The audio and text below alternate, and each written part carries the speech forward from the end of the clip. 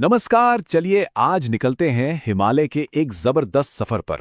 यहाँ हम इसकी ऊंची ऊंची चोटियों और गहरी घाटियों के रहस्यों को एक एक करके समझेंगे। तो ये है हमारा आज का सफर। हम शुरुआत करेंगे हिमालय के क्लासिफिकेशन से, फिर आगे बढ़ेंगे ट्रांस हिमालय और इसकी सबसे मशहूर रेंज काराकोरम की तरफ, और आखिर में यहाँ की विशाल चोटियों, ग्लेशियरों और जीवन देने वाली नदियों पर भी एक नज़र डालेंगे। तो सबसे पहले ये समझते हैं कि दुनिया की इस सबसे ऊंची पर्वत श्रृंखला को असल में वैज्ञानिक तरीके से कैसे देखा और बांटा जाता है। पूरे हिमालय को सोचिए 4 समानांतर यानी पैरेलल रेंज में बांटा गया है, जो एक के पीछे एक चलती हैं। सबसे उत्तर में है ट्रांस हिमालय, जो काफी बर्फीला और वीरान है। फिर आता है वृहद हिमालय, जिसे दुनिया की छत भी कहते हैं, जहां सबसे ऊंची चोटियां हैं। उसके बाद हरे भरे लघु हिमालय, और आखिर में सबसे दक्षिण में आती है शिवालिक रेंज, जो सबसे नई और कम ऊंचाई वाली है। चलिए अब अपना फोकस करते हैं सबसे उत्तरी हिस्से पर, यानी कि ट्रांस हिमालय पर। इसे तिब्बती हिमालय के नाम से भी जाना जाता है। ट्रांस हिमालय के इस इलाके में ये 4 मुख्य पर्वत श्रृंखलाएं आती हैं। काराकोरम, जो अपने बड़े बड़े ग्लेशियरों और ऊंची चोटियों के लिए मशहूर है। फिर है लद्दाख, जिसे ठंडा रेगिस्तान भी कहते हैं। जास्कर और कैलाश रेंज, जिसका धार्मिक और सांस्कृतिक महत्व तो बहुत ही ज्यादा है। और इन सब में जो असली हीरो है, जो सबसे विशाल और हैरत में डाल देने वाला है, वो है काराकोरम रेंज। काराकोरम को एशिया की रीढ़ की हड्डी भी कहते हैं। और क्यों कहते हैं? क्योंकि ये सेंट्रल और साउथ एशिया के बीच एक बहुत बड़ी दीवार की तरह खड़ी है। ये मौसम से लेकर कल्चर तक सब पर असर डालती है। इसका पुराना संस्कृत नाम कृष्णगिरी है, मतलब काला पहाड़, शायद इसकी काली नुकीली चट्टानों की वजह से। यहीं पर है दुनिया की दूसरी सबसे ऊंची चोटी K2, जिसकी ऊंचाई है 8,611 मीटर। ये माउंट एवरेस्ट से बस जरा सी ही कम है, लेकिन पर्वतारोही इसे चढ़ाई के लिए दुनिया के सबसे खतरनाक और मुश्किल पहाड़ों में से एक मानते हैं। और रिकॉर्ड यहीं खत्म नहीं होते। काराकोरम में ही भारत का सबसे लंबा ग्लेशियर है, 76 किलोमीटर लंबा सियाचिन।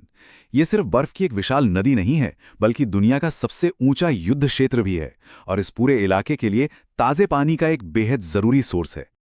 लेकिन काराकोरम में सब कुछ सिर्फ ऊंचाई के बारे में नहीं है।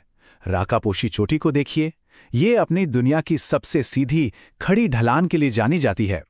ये बात साबित करती है कि पहाड़ों की खूबसूरती और चुनौती सिर्फ उनकी ऊंचाई में नहीं होती। ये पहाड़ सिर्फ चट्टान और बर्फ के बेजान ढेर नहीं हैं।